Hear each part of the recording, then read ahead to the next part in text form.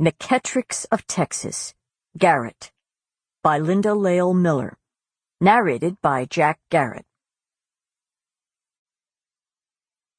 Chapter 1. Garrett McKettrick wanted a horse under him.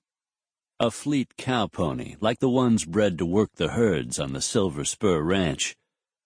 But for now, anyway, the Porsche would have to do. Because of the hour, it was a little after 3 a.m., Garrett had that particular stretch of Texas highway all to himself. The moon and stars cast silvery shadows through the open sunroof and shimmered on the rolled-up sleeves of his white dress shirt, while a country oldie with lots of twang pounded from the sound system. Everything in him, from the nuclei of his cells outward, vibrated to the beat. He'd left the tuxedo jacket, the cummerbund, the tie, the fancy cufflinks back in Austin, right along with one or two of his most cherished illusions. The party was definitely over. For him, anyhow.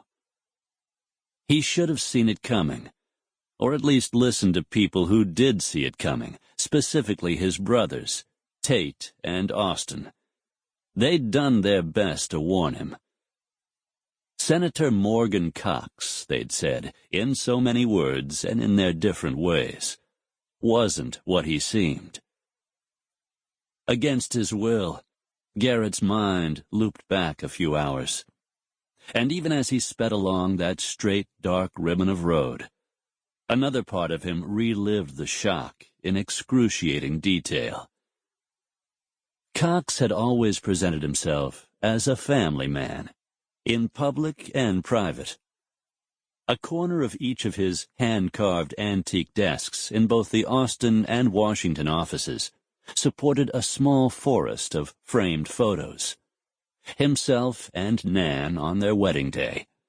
Himself and Nan and the first crop of kids. Himself and Nan and more kids, some of whom were adopted and had special needs. Altogether, there were 9 Cox offspring. The dogs, several generations of golden retrievers, all rescued, of course, were pictured as well. That night, with no warning at all, Garrett's longtime boss and mentor had arrived at an important fundraiser held in a glittering hotel ballroom, but not with Nan on his arm. Elegant, articulate, wholesome Nan, with her own pedigree as a former Texas governor's daughter. Sample complete. Ready to continue?